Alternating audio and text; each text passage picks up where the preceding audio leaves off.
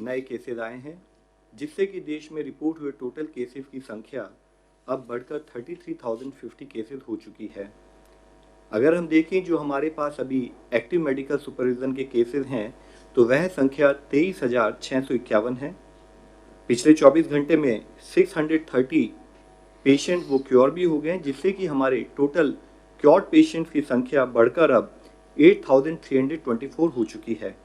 इस तरीके से अगर हम देखें तो हम पाते हैं कि हमारे देश में टोटल रिकवरी रेट प्रेजेंटली 25.19% है।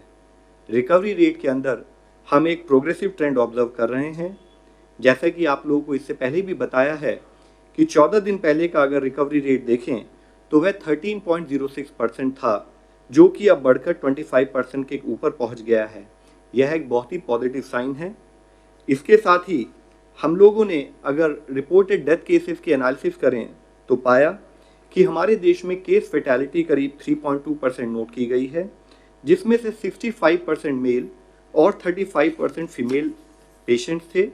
अगर हम मॉर्टेलिटी का एज डिस्ट्रीब्यूशन भी देखें तो पाते हैं कि less than 45 years age group में 14% case fatality has been noted.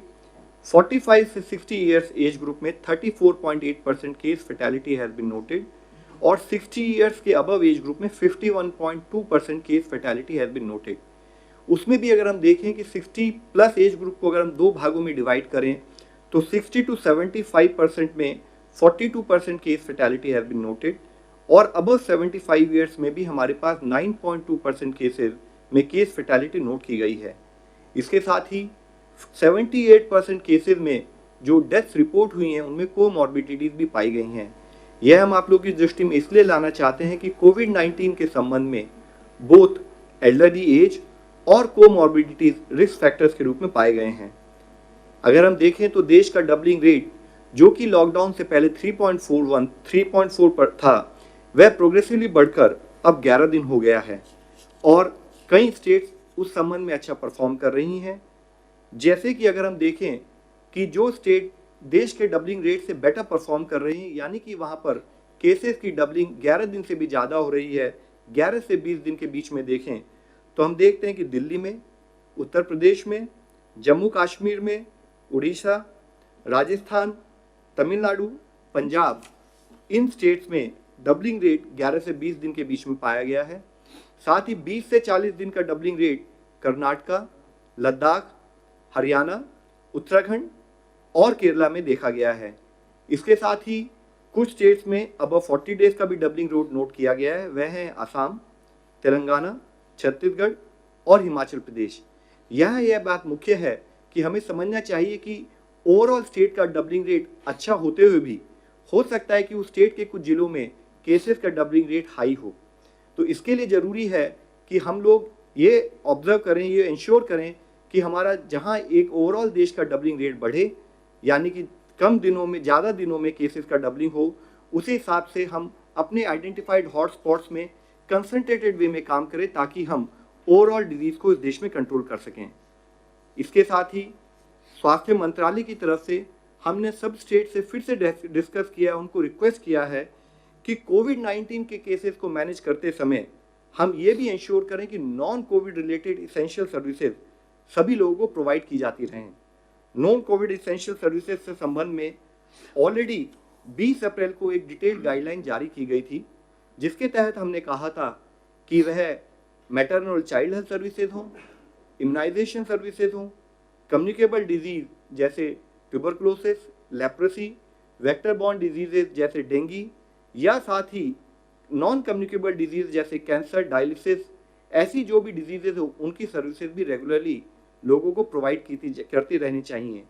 Ministry ने डायलिसिस के लिए एक स्टैंडर्ड ऑपरेटिंग प्रोटोकॉल भी 7 अप्रैल को जारी किया था।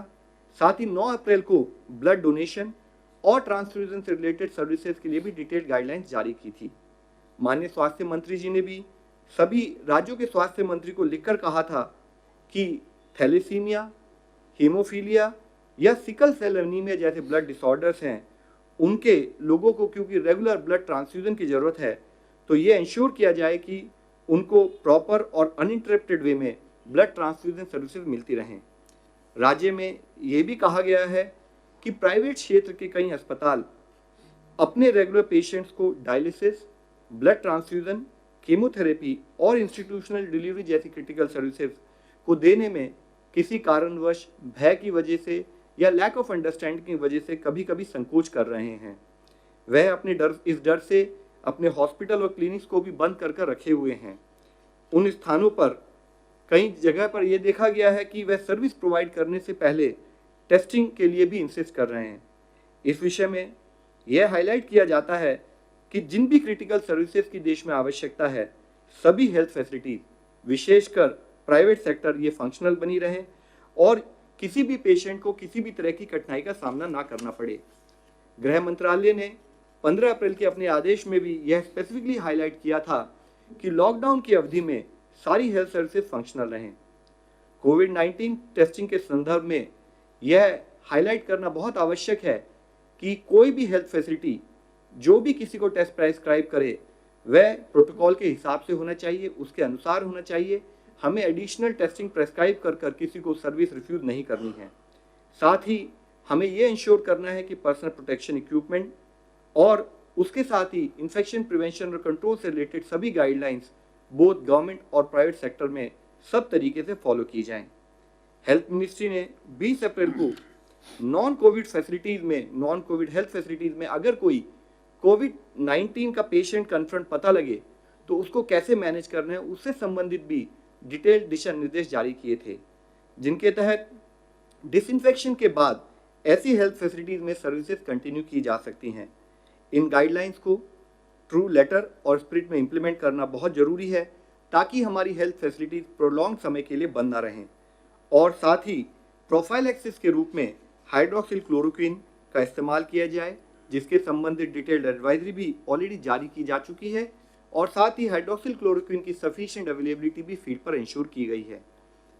सभी लोगों से रिक्वेस्ट है कि हर तरीके से सर्विस सुचारू रूप से चलती रहे।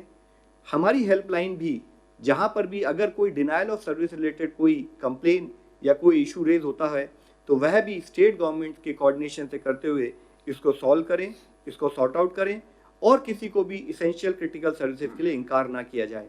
धन्यवाद। पहला ऑनलाइन क्वेश्चन हेल्थ मिनिस्ट्री के लिए है।